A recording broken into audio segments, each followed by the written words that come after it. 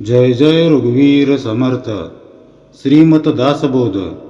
दशक 10वा. जगज्योती नाम. समास 6वा. ब्रह्मनिरूपण नाम. श्रीराम समर्थ. उत्पत्ती स्थिती संहार याचा निरोपीला व्यवहार. परमात्मा निर्गुण निराकार जैसा तैसा, म्हणजे पूर्वी विश्वाची उत्पत्ती झाली. या अगोदरच्या समासांमध्ये आपण विश्वाची उत्पत्ती, स्थिती, संहार याच्या संबंधी निरूपण ऐकले होते. या सर्व घटना घडत असताना निर्गुण निराकार परमात्मा जसाच्या तसाच असतो. होते, वर्तते आणि जाते याचा संबंध नाही येते. आद्य मध्य अवसाने ते संचलेचे आहे. म्हणजे विश्व उत्पन्न होते ते दीर्घकाळ असते आणि कल्पांती सगळ्या काळाच्या शेवटी प्रलय झाल्यावर नाहीसे होते. पण निर्गुण निराकार परमात्म्याशी त्याचा काहीही संबंध नसतो. तो विश्वाच्या आधी, मध्ये आणि शेवटी अंती सर्वत्र जसाच्या तसाच कोंदाटलेला असतो. परब्रह्म असतची असे, मध्येची हा भ्रम भासे परंतु अवघा नासे. काळांतरी म्हणजे परब्रह्म सर्व काळ असतेच असते. त्यावर मध्येच हा विश्वाचा भ्रम भासू लागतो व तो काही काळ वाचतो आणि कालांतराने नाशही पावतो. पहा, परमात्म स्वरूप विश्वात भरून उरलेलं आहे. त्याच्या चैतन्य शक्तीचं अभ्यासी रूप म्हणजेच ही सृष्टी. परमात्म्यानं ब्रह्मदेवाला निमित्त म्हणून पुढं करून स्वतःच त्याच्या सत्य संकल्पांचा कल्पनेच्या आधारे या विश्वात विस्तार केलेला आहे. हे आपण मागच्या समासातून जाणून घेतलंय.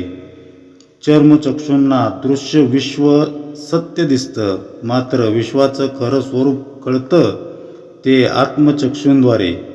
संत सांगतात म्हणून डोळ्यांनी दिसणाऱ्या जगताला मिथ्या मानण्याचा आपण प्रयत्न करतो खरं, पण जोपर्यंत आपले आत्मचक्षू त्याची सत्यता पटवून देत नाहीत तोपर्यंत जगत मिथ्या म्हणणं वरपांगीच ठरतं, अनुभूतीविना शुष्क ठरतं.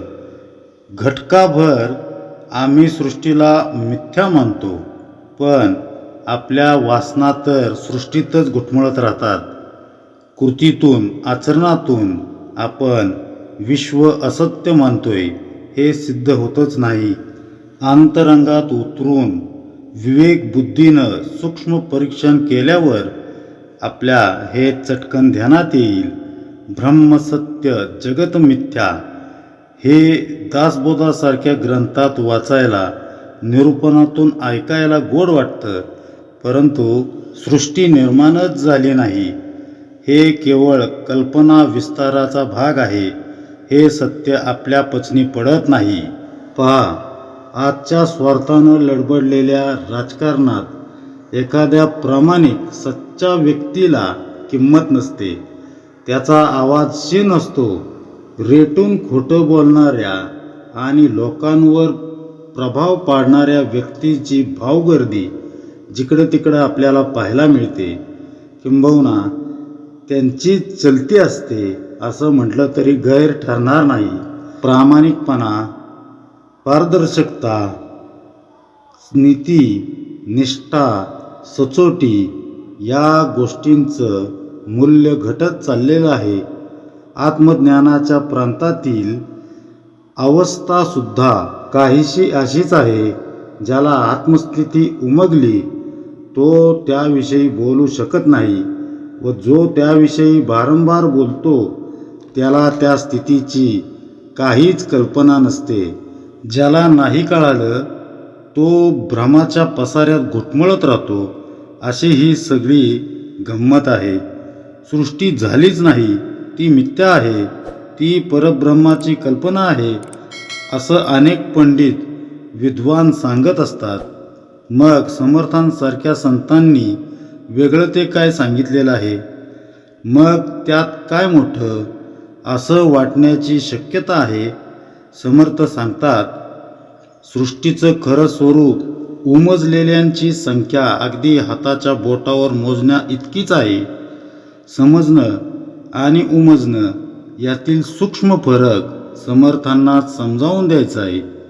प्रवचन ऐकताना बऱ्याच गोष्टी आपल्याला समजतात, पण त्या उमजल्या का हा खरा प्रश्न आहे. समजण्याचं उमजण्यात तेव्हाच परिवर्तन होतं जेव्हा समजलेली गोष्ट सहज आचरणात येते.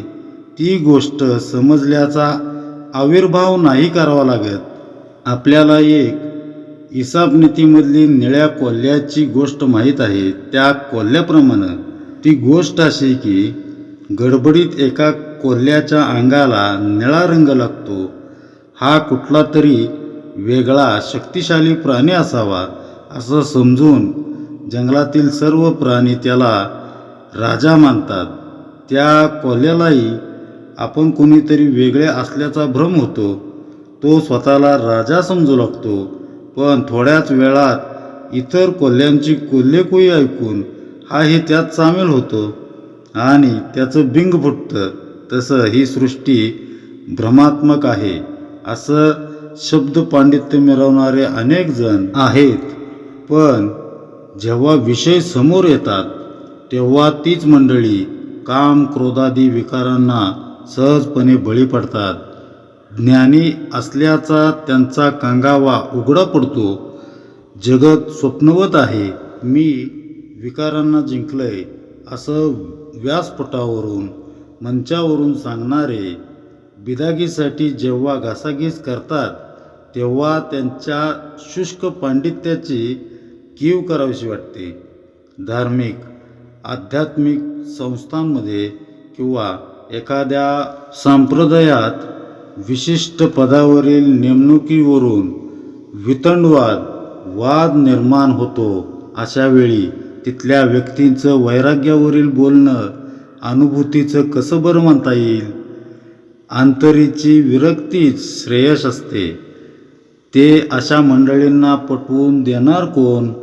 हे सारं उमजून जो आचरणात आणतो तो खरा विरक्त असतो. असे वैराग्यशील फार थोडे असतात.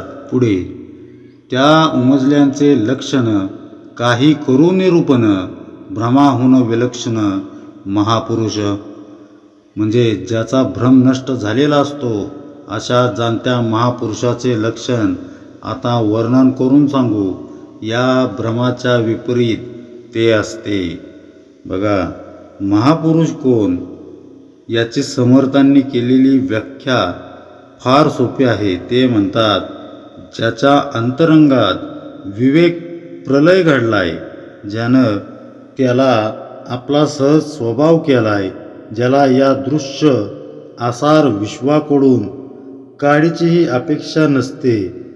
मी म्हणजे देह ही भूमिका त्यागून जो विदेहीपणे जगतो अशा सत्पुरुषाला समर्थ महापुरुष असं संबोधतात. आज आपण जगात मोठं नाव असणारी अनेक संत मंडळी पाहत असतो. त्यांच्या नावाचा उदो उदो होत असतो. अशा व्यक्तींनी समर्थांची केलेली महापुरुषाची व्याख्या स्वतःला लागू करून पाहावी. म्हणजे मी खरंच तसा आहे का, की माझा तो भ्रम आहे, हे चटकन ध्यानात येण्याला मदत होईल.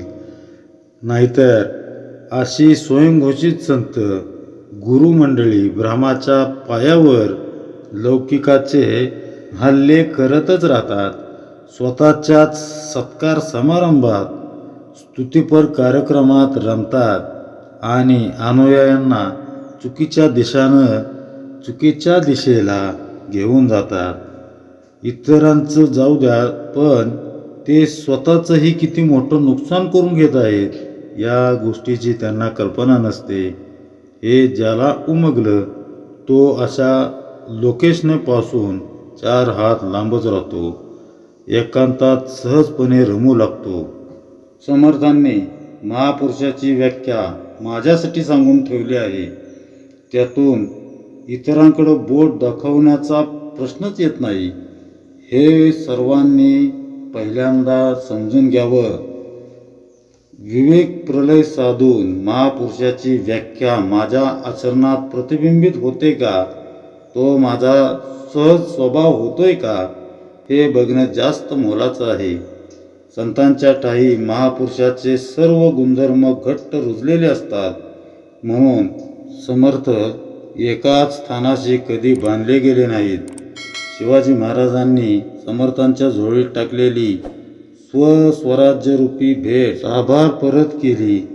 असे निस्पृह, लाचारी न पत्करणारे, कुणाचं निंदन नसणारे, न ओसळणारे, अनुभूती संपन्न आत्मज्ञानी समर्थ महापुरुषाची व्याख्या आपल्याला समजून देत आहेत. लोक समजतात तसे आपण आहोत का?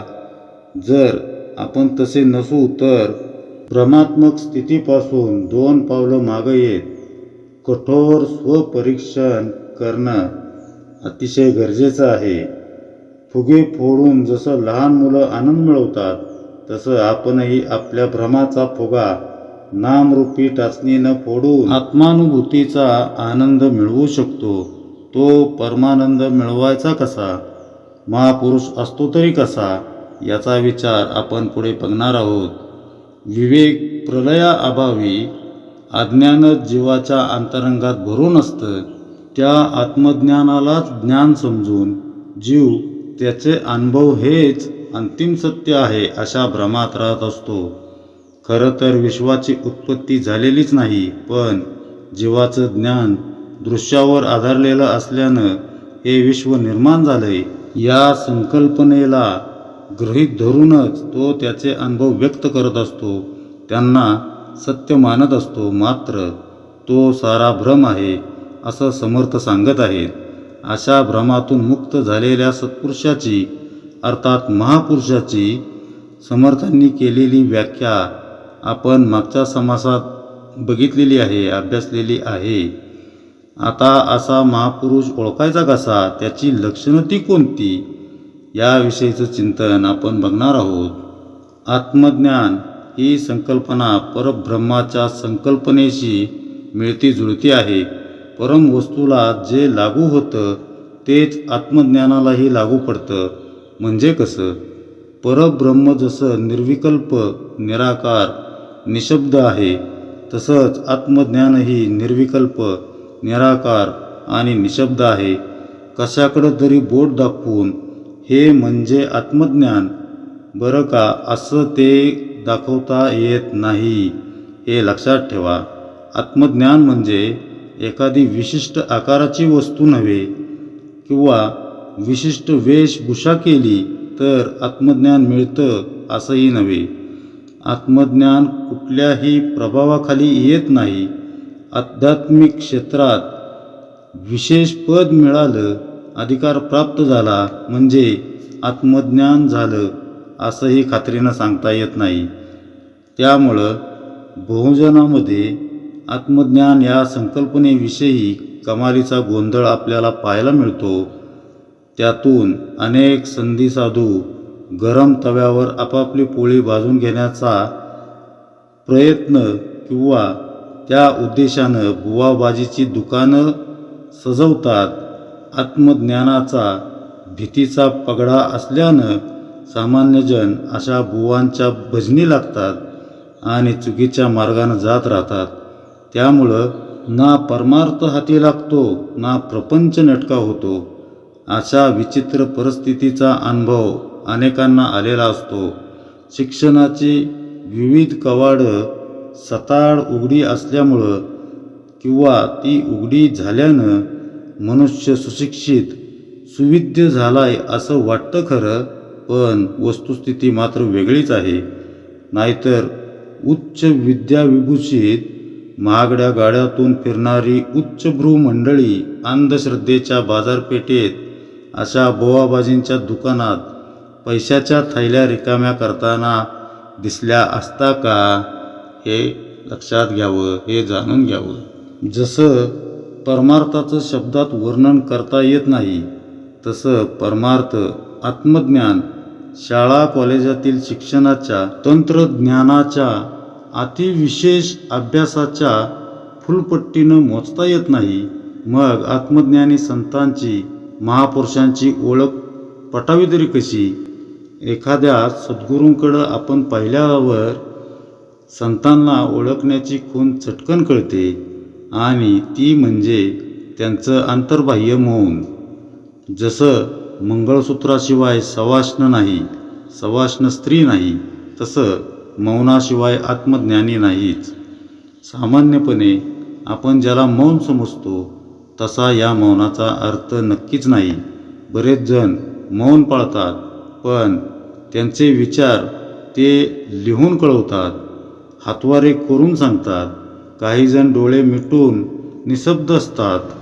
एखाद्याला वाटावं की किती उच्च मौनावस्था या माणसाने साधलेली आहे, पण अशी मंडळी अंतर्यामी मात्र किती भ्रमण करत असतात हे फक्त परमेश्वराला ठाऊक असतं. कारण बाह्यांगानं मौन पाळणारी मंडळी अंतरात्म्याशी प्रतारणा करू शकत नाहीत. आपण आपलं स्वतःचंच उदाहरण घेऊ. आपण नामाला बसलं रे बसलं की झालं, मनामध्ये आंदोलनं सुरू होतात. ती विचारांची अनेक विचार मनामध्ये येतात. आपलं मन नाही ते विचार विषय वासना घेऊन आपल्यासमोर तांडव करू लागतं. सामान्य माणूस मौन साधत नाही हे निदान कबूल तरी करू शकतो, पण स्वयंघोषित संत, प्रेषित तथाकथित साधूंनी तो मार्गही दंभापायी बंद केलेला असतो. स्वतःशी पर्यायानं आत्मारामाशी प्रतारणा करणारी अशी मंडळी बाह्यांगाच्या आणि अंतरीच्या मौनाचं एकत्रीकरण करण्यात अपयशी ठरत असतात. अंतरीच्या मौनाशी बाह्य मौनाचा मेळच बसत नाही. अशी त्यांची काहीशी विचित्र असंबद्ध अवस्था होऊन जाते. आत्मज्ञानी सत्पुरुष आध्यात्मिक असतो, आत्मनिष्ठ असतो. तो केवळ अंतरीचं मौन सांभाळतो. तसंच नव्हे, मौनच त्याला सांभाळत असतं. त्यामुळं त्याला बाह्यांगानं मौनाची कमतरता कसरत करावी लागत नाही. तो बोलेल न बोलेल, कर्म करेल न करेल, मात्र त्याला आलेल्या परब्रह्माच्या अनुभूतीशी त्याची नाळ अखंड जोडलेली असते. देहाला प्रारब्ध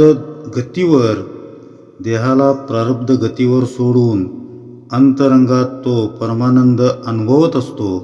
संतांची अशी अवस्था बाह्यांगानं दाखवायची म्हटलं तर अवघड होतं. अर्थात त्यांची मौनाची काही लक्षणं जरूर आहेत.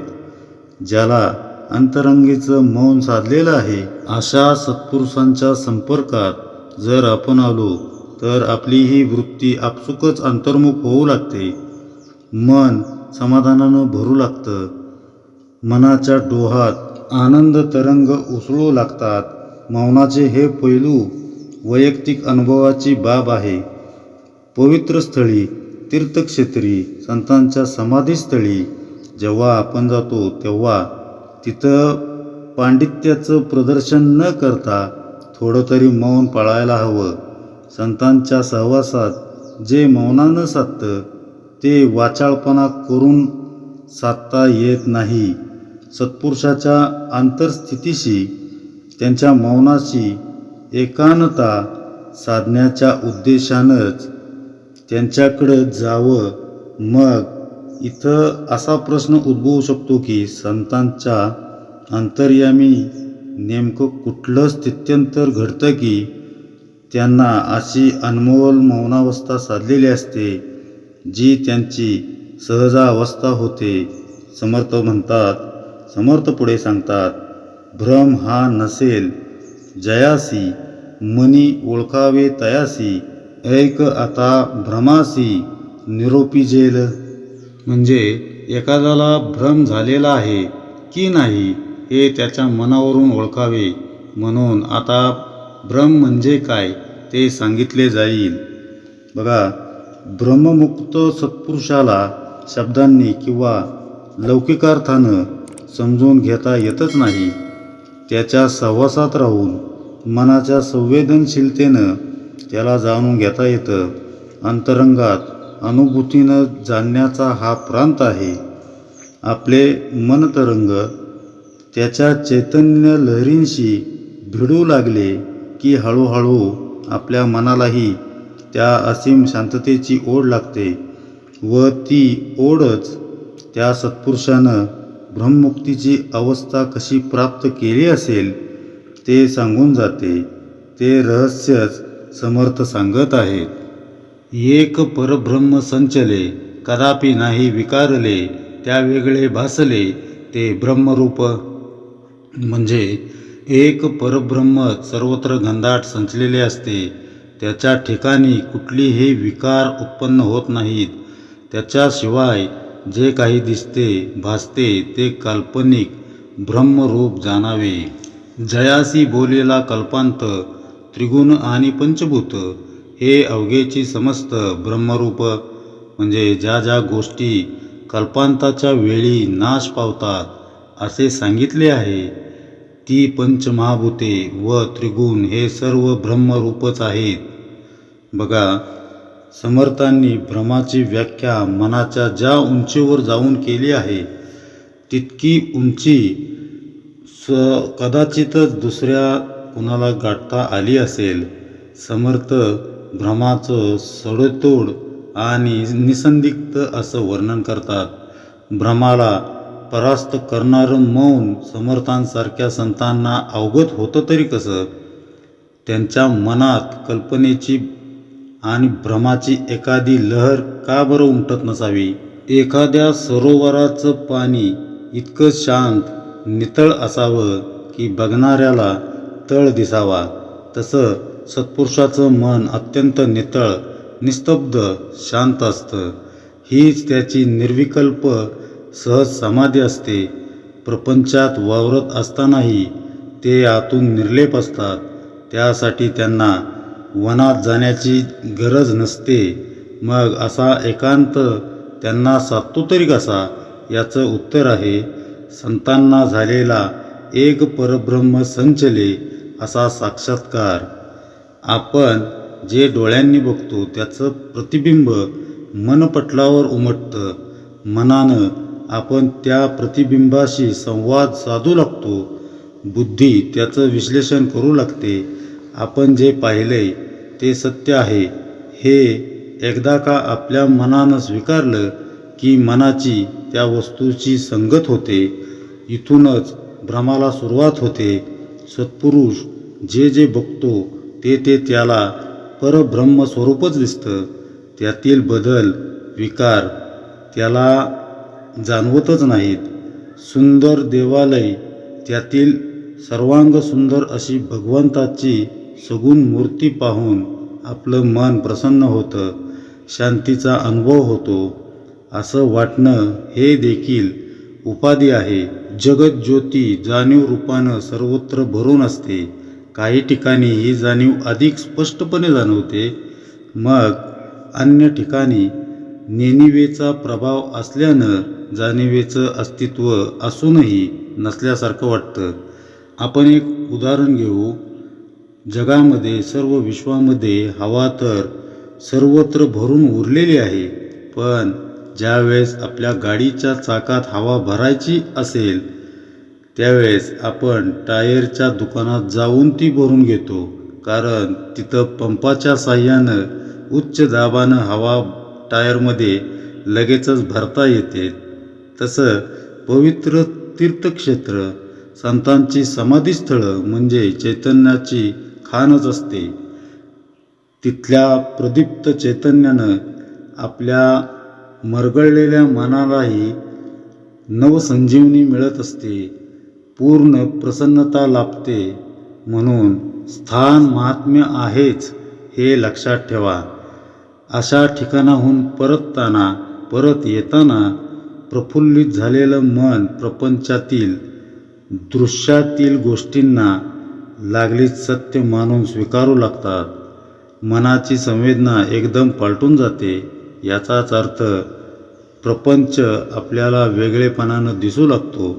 अज्ञानामुळं विकारवंत जग अंतरंगात प्रवेशू लागतं. आपण भगवंताचं देखील स्थळास्थळांत वाटप करू लागतो. समर्थ म्हणतात, तो ही केवळ भ्रमच होय. सर्वत्र संचारलेल्या निर्विकारी परब्रह्माशिवाय जे जे काही दिसतं ते सर्व भ्रमरूप आहे. आपणच मनानं विभागणी करून एक परमार्थ तर दुसरा प्रपंच, एक दृश्य तर दुसरं अदृश्य, एक सगुण तर दुसरं निर्गुण अशी संबोधनं वापरत असतो.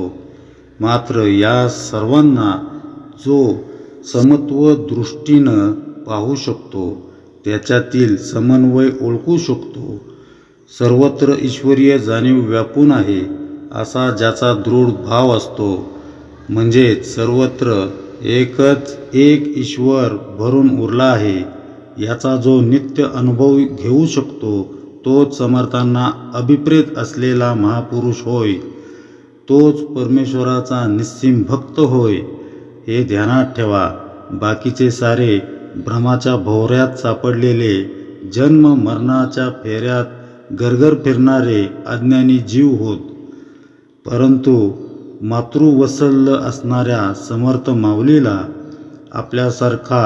आपल्यासारख्या अजान लेकरांचा कळवळा आहे. म्हणूनच ती माऊली आपला हात धरून भ्रमाचा भोपळा कसा फोडायचा ते शिकवीत आहे. दृश्य जगाला, त्यातील अनुभवांना सत्य मानल्यानं जीव भ्रमित होतो. दृश्यातील अनुभवांच्याही पलीकडं असणाऱ्या सत्यापर्यंत हा भ्रम त्याला पोचू देत नाही. दिशा चुकलेला वाटसरू जसा त्याच्या मार्गापासून भरकटतो, तसं भ्रमामुळं जीव आत्मज्ञानाच्या मार्गावरून घसरतो. त्यामुळं भगवंत प्राप्तीचं ध्येय त्याला काही गाठता येत नाही. त्याच्या जीवनात नुसती कष्टप्रद यातायात मात्र उरत असते. अशा आपल्यासारख्या भ्रमित जीवांना भानावर आणणारा हा समास आपण अभ्यास करत आहोत. यात महापुरुष भ्रमरहित आंतरिक मौनाची स्थिती कशी संपादन करतो, त्याच्या वृत्ती दृश्य परिस्थितीनं कशा कलुषित होत नाहीत, त्रिगुणांच्या पलीकडे जाऊन मनाची उन्मनी अवस्था तो कशी साधतो, याचं विस्तृत चिंतन आपण समर्थांच्या एक परब्रह्म संचले या उक्तीमधून समजून घेतलं. भ्रमाची परिभाषा समजावून सांगताना समर्थ आता आपल्याला अधिक उंचीवर घेऊन जात आहेत आणि भ्रमामुळं जीवांचा गोंधळ उडण्याचं कारणही सांगत आहेत. मात्र त्यांचे शब्द, त्यातील भावार्थ, त्याची भूमिका काळजीपूर्वक समजून घेतली पाहिजे. अन्यथा भ्रमाच्या भोवऱ्यातून बाहेर पडायच्या ऐवजी आपण त्यातच खोल जात राहू.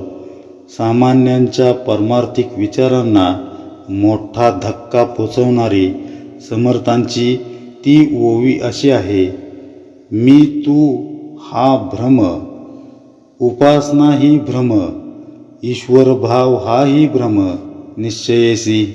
म्हणजे मी तू हा भ्रम एवढेच नव्हे तर उपासना आणि ईश्वरभाव हेही निश्चितपणे भ्रमच आहेत. बघा समर्थ काय म्हणतायत: भ्रम म्हणजे काय हे सांगणारं, त्या मागचा रहस्यभेद करणारं समर्थांशिवाय इतर कोणी असूच शकत नाही.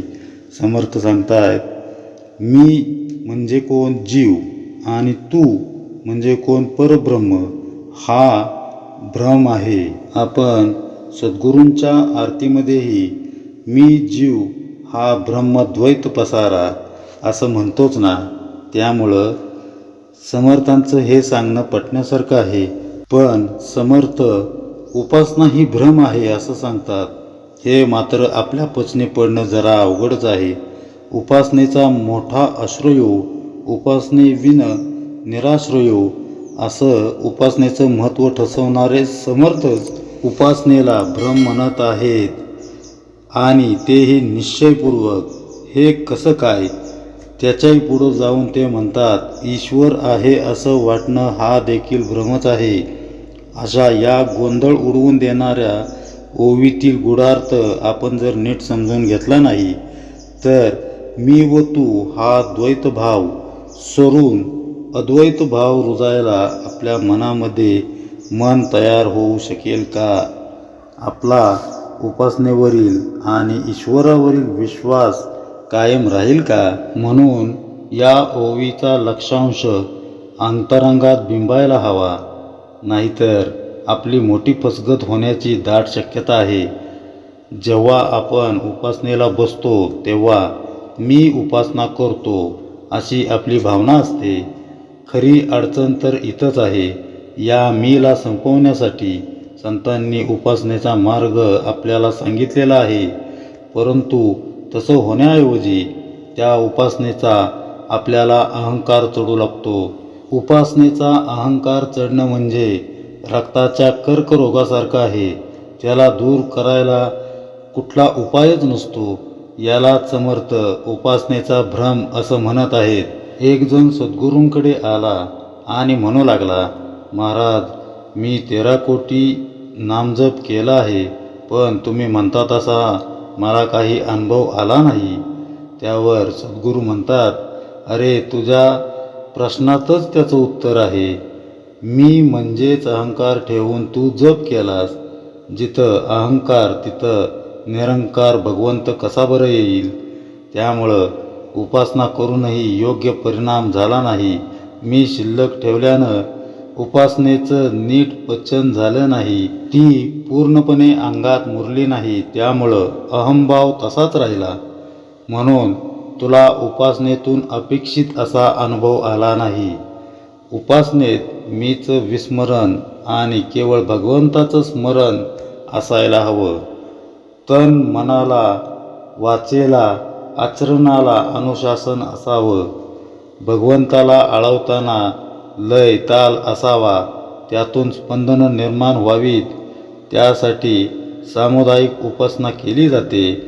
सामुदायिक सत्संगातून मन आनंदून जातं, मात्र त्यातून लौकिक वाढण्याचा धोका असतो, जो आत्मिक उन्नतीमध्ये बाधा आणू शकतो.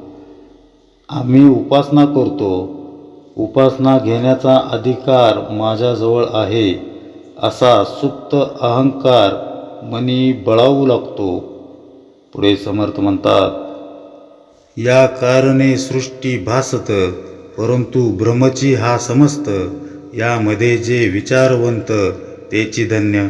म्हणजे याप्रमाणे सर्व सृष्टीच खरी वाटत असली तरी सर्व दृश्य सृष्टी म्हणजे ही भ्रमच आहे. जे विचारवंत लोक हे जाणतात ते धन्य होत.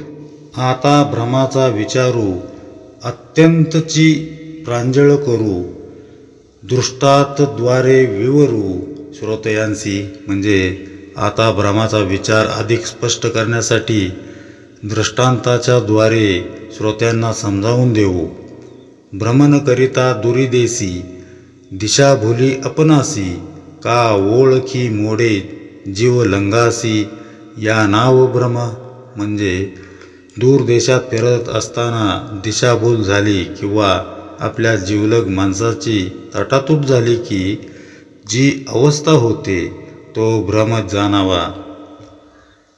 का उन्मत्त द्रव्य सेविले, तेने अनेक भासो लागले, नाना व्यथा का झडपिले, भूते तो ब्रह्म.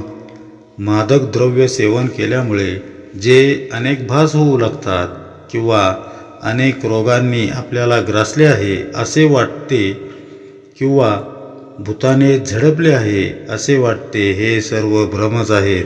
दशावतारी वाटती नारी, का ते मांडली बाजीगरी, उगाच संदेह अंतरी, या नाव भ्रम. म्हणजे दशावतारी नाटकातील स्त्रिया खरंच स्त्रिया आहेत असे वाटणं किंवा इंद्रजाल अथवा जादूचे खेळ खरे वाटणं, असे मनात कारण नसता संशय उत्पन्न होणे, हाही भ्रमच आहे. पहा समर्थांना काय म्हणायचे नेमकं. पूर्वी स्त्रिया रंगमंचावर किंवा रंगभूमीवर काम करत नव्हत्या.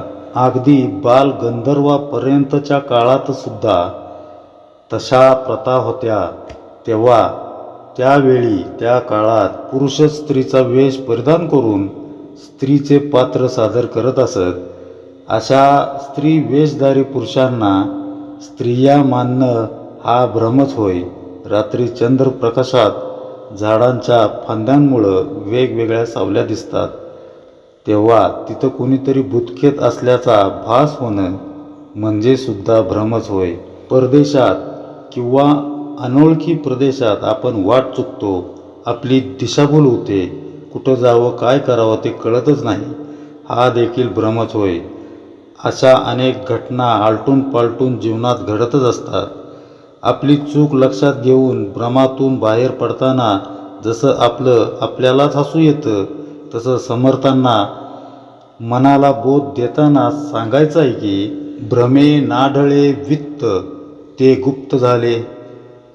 म्हणजे यातील वित्त म्हणजे काय तर ज्या स्वस्वरूपाच्या दर्शनाची तळमळ आपल्याला लागली आहे त्यासाठी आम्ही अविरत साधन करत आहोत.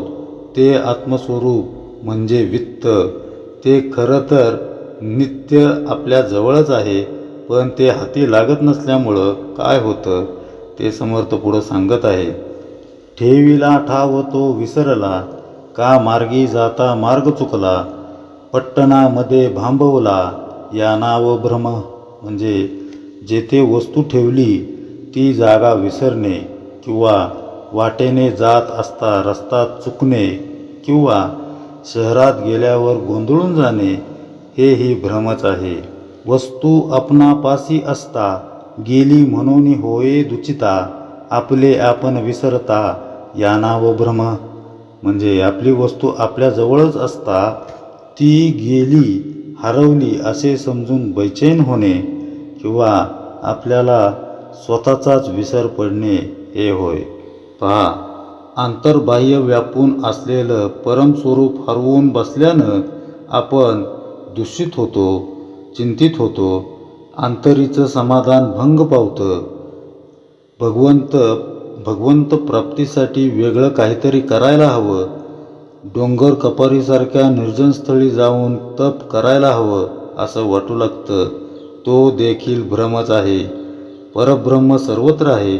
ते आपल्याला व्यापून आहे असा विवेक विचार आपल्या अंतरंगी रुजत नाही. म्हणूनच निज वस्तूचं दर्शन आपल्याला होत नाही असं समर्थ समजावित आहेत. अनेक प्रकारचे उपास वेगवेगळी व्रत वैकल्य अनुष्ठान करणारी बरीच मंडळी असतात. अर्थात ही कर्म करणं चुकीची किंवा गैर आहेत असं नाही. ती जरूर करावीत पण करत असताना विचारांची दिशा चुकता कामा नये.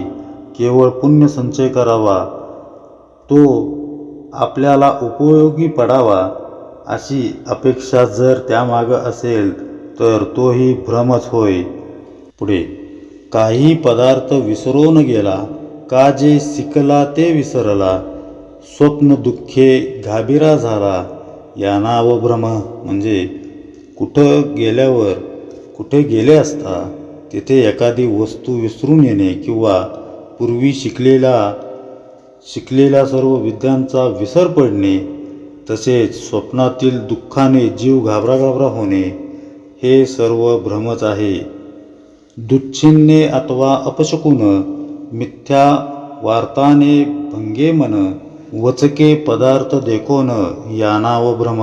म्हणजे दुश्चिन्ह अपशकुन किंवा खोटी अफवा यामुळे मन अस्वस्थ होते. एखादा अनोळखी पदार्थ पाहून एकदम दचकणे हेही भ्रमच आहे. पुढे वृक्ष काष्ट देखिले मनात वाटे भूत आले काहीच नसता हडबडिले या नाव भ्रम. म्हणजे एखादे झाड किंवा लाकूड अंधुक प्रकाशात नीट दिसले नाही की मनात भूत समजून एकदम हडबडून जातो किंवा मन एकदम विचलित होतं, घाबरतं. यालाही भ्रमच म्हणतात. काच म्हणून उदकात पडे, का सभा देखोन दर्पणी पवाडे, द्वार चुकोन भलती कडे, जाणे या नाव भ्रम. म्हणजे काच समजून पाण्यात पडणे, आरशात प्रतिबिंबित झालेली सभा खरी वाटणे, एकीकडे दार असताना ते न कळाल्याने भलतीकडेच दार आहे असे समजून घेणे, हे सर्व भ्रम आहेत. हे तीनही भ्रम दुर्योधनाला महाभारतामध्ये इंद्रप्रस्थ या मायानगरीमध्ये जी श्रीकृष्णांनी उभी केली होती, त्या मायानगरीमध्ये हे अनुभवायला मिळालेले होते. एक असता एक वाटे, एक सांगता एक निवटे, एक दिसता एक उठे, या नाव भ्रम. म्हणजे एक असता दुसरेच काही वाटणे, एक सांगितले असता दुसरेच समजणे, एक दिसत असता भलतेच वाटणे, हे ही भ्रम होय. आता जे जे देई जेते, ते ते पुढे पावी जेते, मेले माणूस भोजना येते, या नाव भ्रम. आता आपण जे जे दान देऊ ते ते आपल्याला पुढे मिळेल असे वाटणे, किंवा मेलेले माणूस भोजनाला येते असे वाटणे, याला सुद्धा भ्रमच म्हणतात. ये जन्मीचे पुढले जन्मी, काही एक पावेन मी, प्रीती गुंतली मनुष्याचे नामी, या नाव भ्रम. म्हणजे या जन्मातील काही आपल्याला पुढील जन्मी मिळेल असे वाटणे आणि मनुष्याच्या नावाबद्दल प्रेम उत्पन्न होणे, तेही भ्रमच आहे. मेले मनुष्य स्वप्न आले, तेने काही मागितले, मनी अखंड बैसले, या नाव भ्रम. म्हणजे मेलेले मनुष्य स्वप्नात येऊन त्याने काही मागितले तर त्याचेच मनात सारखे स्मरण होणे, हे सर्व भ्रमच आहेत. अवघे मिथ्या म्हणून बोले, आणि सामर्थ्यावर मन चाले, ज्ञाते वैभवे दपटले, या नाव भ्रम. म्हणजे जाणत्याचा आव आणून अवघे मिथ्या म्हणून म्हणायचे आणि सिद्धींची इच्छा करायची किंवा वैभवावर आसक्त व्हावयाचे, हेही भ्रमच आहेत. बघा समर्थ काय म्हणतात, आपलं मन सतत भूतकाळात किंवा भविष्यकाळात वावरत असतं, तोही भ्रमच आहे. ज्ञानी लोक भ्रमाविषयी, सृष्टीच्या मिथ्यत्वाविषयी मोठमोठ्या चर्चा जोडतात, पण जेव्हा एखादी मनाला भावणारी गोष्ट समोर आली तर ती आपल्याला मिळावी अशा भावनेनं ते दृश्यात आसक्त होतात, हाही भ्रमच नव्हे काय. अशी स्थिती नारद मुनींची देखील झाली होती. तिथं आपल्यासारख्या पामरांची कथा काय असणार. ब्रह्मांडात सर्वत्र मुक्त संचार करणारे नारद मुनी जसे अनासक्तच होते. एकदा काय झालं, कामदेवाला जिंकण्याची भावना त्यांच्या मनात उत्पन्न झाली. ती त्यांनी महादेवांजवळ बोलूनही दाखवली. पुढे शंकरांनी त्यांना ही गोष्ट भगवान विष्णूंना न सांगण्याचा सल्ला दिला. तेव्हा नारदांना शंका आली की बहुतेक स्वतःचं कर्तृत्व कमी होईल, अशा भीतीनं महादेवांनी तसं म्हटलं असावं. त्यामुळं नारदांनी शंकराच्या म्हणण्याकडं किंवा महादेवांच्या म्हणण्याकडं दुर्लक्ष करून आपल्या मनातील भावना श्री विष्णूंजवळ कथन केली. नारदांचा विचार ऐकताच आपल्या या परमभक्ताच्या अंतरंगात अहंकार उत्पन्न झालाय, हे श्री विष्णूंच्या ध्यानात आलं. मग काय, भक्त रक्षण हेच ब्रीदवाक्य असणाऱ्या श्री विष्णूंनी नारदांचा अहंकार दूर करण्यासाठी एक लीला रचली. वैकुंठातून परत येण्याच्या मार्गावर त्यांनी एक मायानगरी निर्माण केली आणि तिथं रूपमती नामक अत्यंत सुंदर सुलक्षणी कन्येचं स्वयंवर ठेवलं. सुंदर नगरी बघून नारदही तिकडं आकृष्ट झाले. त्यांना पाहताच आपल्या कन्येला त्यांचा आशीर्वाद मिळावा म्हणून राजा रूपमतीला घेऊन नारदांसमोर आला. रूपमतीच्या रूपावर भाळून नारद तिच्या प्रेमातच पडले. तिनं आपल्याशीच विवाह करावा अशी प्रार्थना ते भगवान श्री विष्णूंजवळ करू लागले. आपला भक्त या मायाजालात अडकलाय हे भगवंतांनी ताडलं. त्यांनी नारदांना वानराचं रूप दिलं, जे फक्त रूपमतीलाच दिसत होतं. त्यामुळं स्वयंवराच्या वेळी वरमाला हाती घेतलेली रूपमती नारदांकडं आलीच नाही, पण जवळच दुसऱ्या रूपात उभ्या असलेल्या श्री विष्णूंच्या गळ्यात तिनं वरमाला घातली. त्यामुळं नारदांचा संताप अनावर झाला. जेव्हा यामागचं सत्य त्यांना उमगलं, जेव्हा ते भ्रमातून बाहेर आले, तेव्हा त्यांनी श्री विष्णूंना शाप दिला की मला जसा स्त्री विरह झाला तसाच तुम्हालाही पत्नी विरह सहन करावा लागेल. तसंच तिच्या शोधासाठी तुम्हाला मर्कट जातीचीच मदत घ्यावी लागेल. एक लक्षात घ्या, श्री विष्णूंच्या हरींच्या राम अवतारांमागील अनेक कारणांपैकी हेही एक कारण होतं.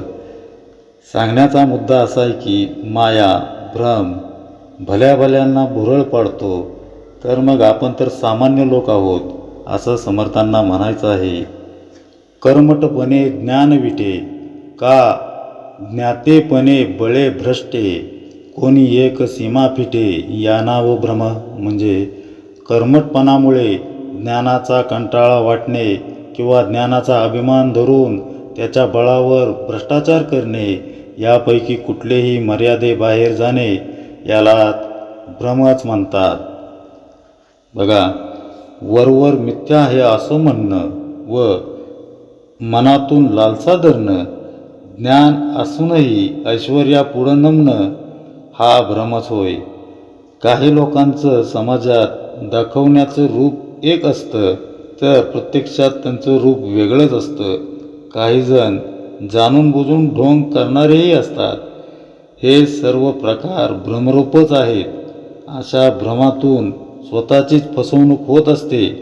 अशा प्रकारे नित्य प्रत्ययाला येणारी भ्रमाची अनेक उदाहरणं समर्थांनी आपल्याला दिलेली आहेत.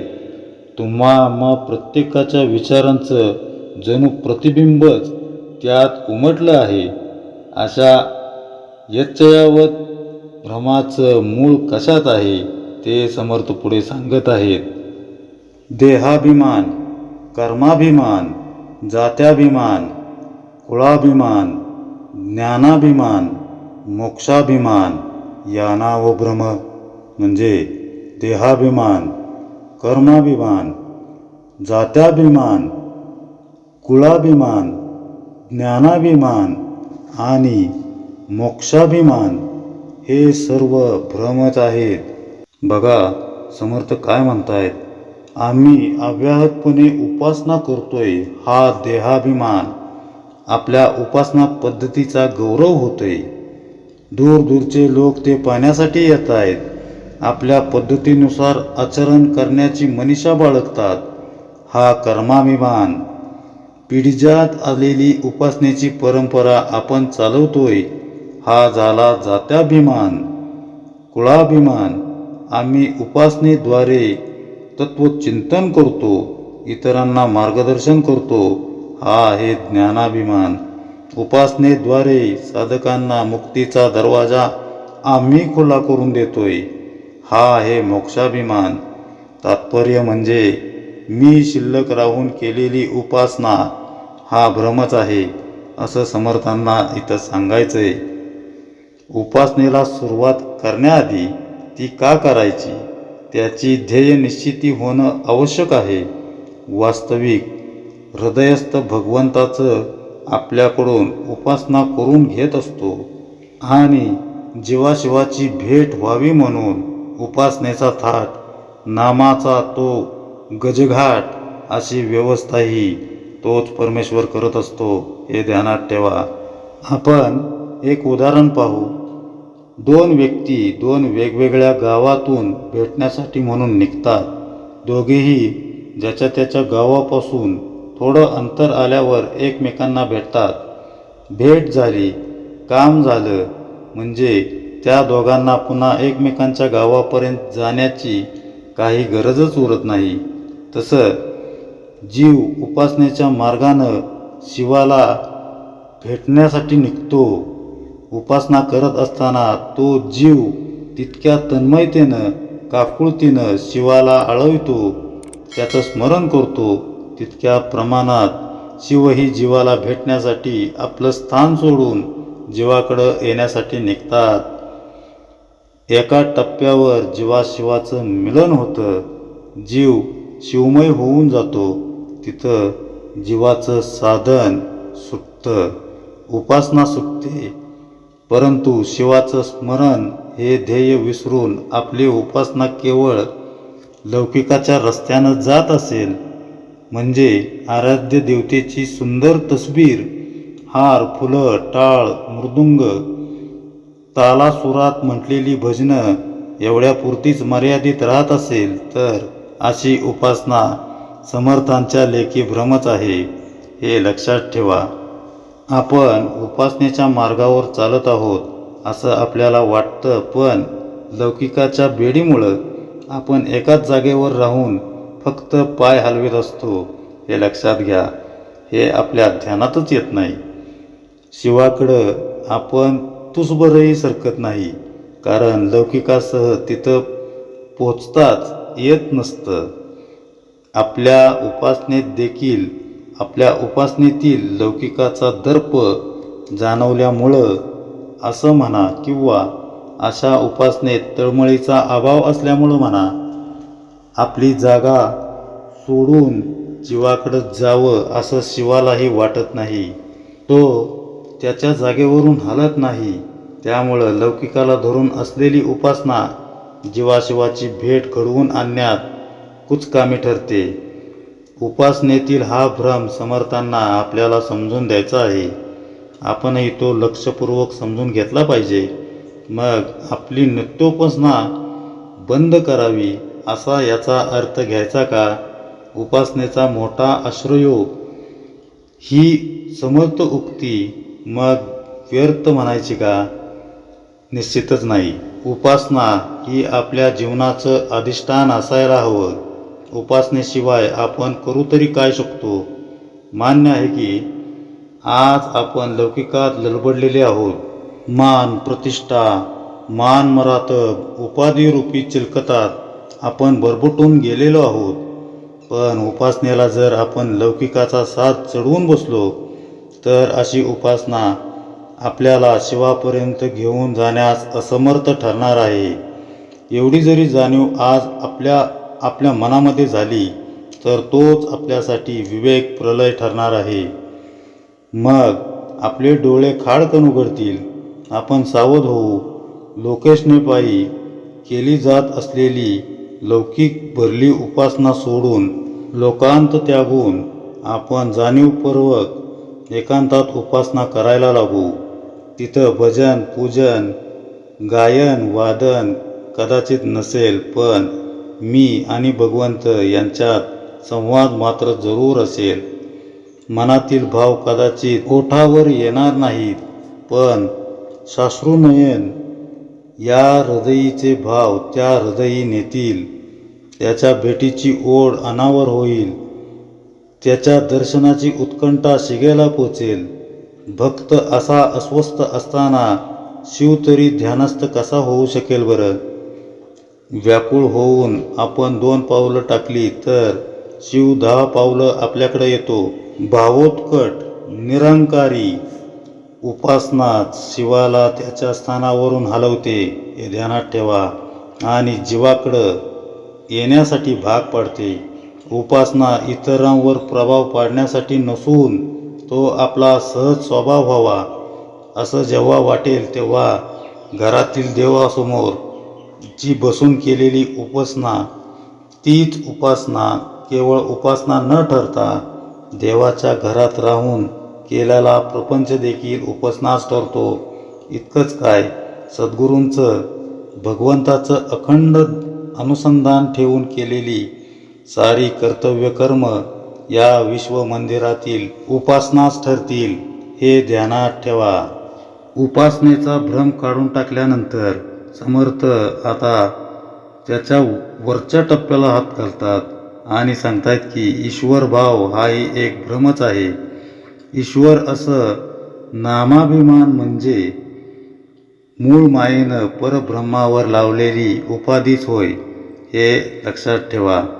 आपण ज्ञानदशक अभ्यासताना हे पाहिलेलंच आहे की परमात्म्याला तसं कुठलंच नाव नाही. ईश्वर, राम, कृष्ण, अल्लाह किंवा जिजस, येशू असं कोणतंही ईश्वराला नावच नाही. अशा कोणत्याही नावानं त्याला अर्थतेनं साथ घालता येते. ती साथ मूळ मायेपर्यंत जाते.